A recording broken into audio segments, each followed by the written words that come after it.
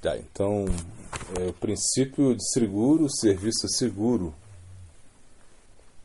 Bom, o Bhagavatam descreve 3 classes de Vaishnavas, né? Então isso, né? O Tama Adhikari, que é o Mahabhagavata, né? Que é o devoto da classe mais elevada, o Madhyama Adhikari, que é o intermediário, o Kanishta Adhikari, que é o devoto inferior, né? Ou o também chamado Prakrita Bhakta, né? O devoto materialista, né?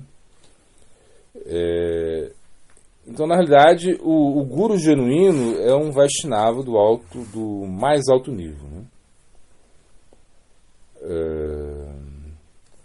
Então, se ele fala, então, se você quer, né, realmente alcançar algo superior, você tem que se aproximar do guru mais elevado. Claro, a gente sabe que o guru, né, apesar de a gente entender que ele é um tamadikari, assim, no sentido, né, que a gente entende isso, sim, mas, na verdade, um guru mesmo ele tem que ser um madhyamadikári, ou seja, no sentido que ele, para uma questão prática, né, de praticidade, ele tem que discriminar, porque o madhyamadikári ele tem essa função, ele discrimina, né? E aí, discriminando, ele pode corrigir, ele pode ajudar, né? O tamadikari acha que todo mundo já é devoto puro. Igual a gente viu ontem, né? Ou seja, o que até Tripura Goswami Maharaj ele fala, que às vezes o Maharaj Prabhupada ele enaltecia tanto os seus discípulos, dizendo que eles eram tamadikari, né, que já tinham bhava, enfim, porque ele é um tamadikari, né, mesmo atuando na posição intermediária de um madhyamadikári, às vezes ele, né, não conseguia se conter, né. Mas a gente entende, então, entender isso, né, que o guru ele vai sempre discriminar, mas para o discípulo vai pensar que o guru dele é o Tamabhakta, o Tamadikari, que é um Nityasiddha. A gente, mesmo não sendo Nityasiddha, pelo menos ele é Nityasiddha por quê? Porque ele está entregando para você o plano superior, né? Então, é Nityasiddha. E é o Tamadikari por quê? Porque ele está te entregando o mais elevado. Ainda que não seja um Tamadikari, né, ainda que ele não seja, ele está te entregando aquilo que é o mais elevado. Então, por isso, a gente entende isso, né?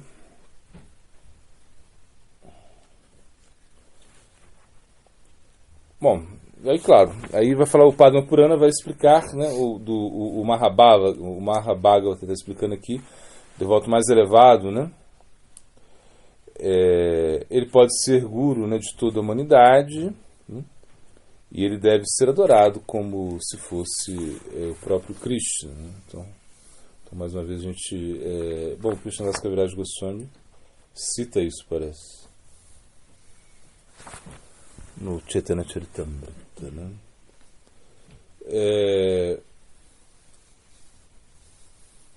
Então ele fala que Krishnadas Kaviraj Goswami ele incorpora, né, certos conceitos, né, de Rupa Goswami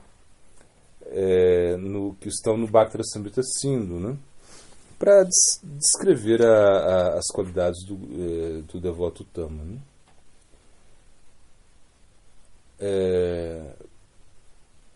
Dos níveis de devotos, melhor dizendo. Ele fala, aquele que tem fé está apto a ter Bhakti, né? Então Bhakti é isso, ou seja, quem pode praticar Bhakti? Quem acredita, quem tem fé. Então, se você realmente tem fé no santo nome, você pode ser iniciado, ou seja, você já pode praticar o Bhakti, né?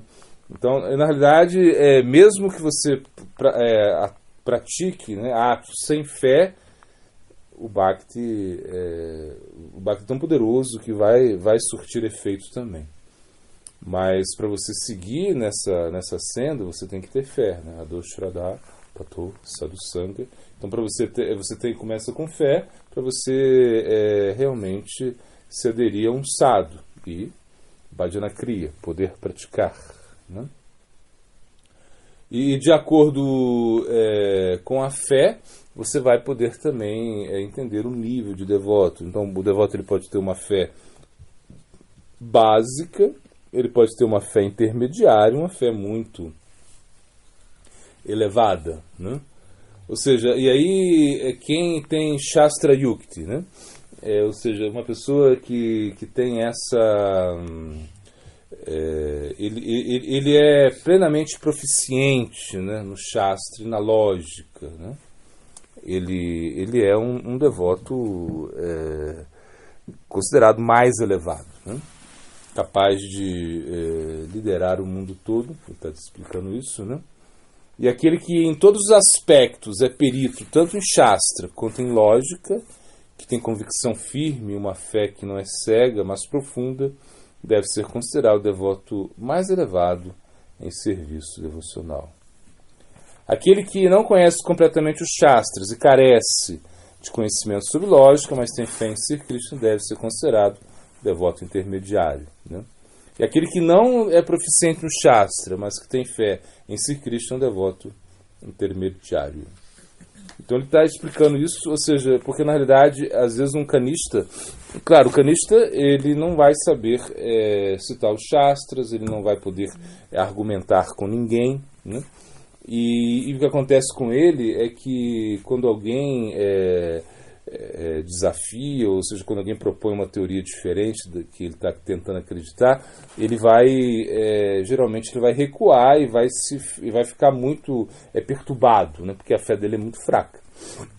Então se ele não pode atacar a pessoa, ele recua e pode desanimar, mas se explica que ele volta e continua.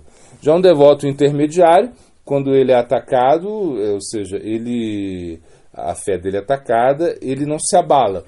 Mas pode ser que ele não consiga derrotar, né, seu oponente, ou seja, pode ser que ele não tenha assim, condições, né, de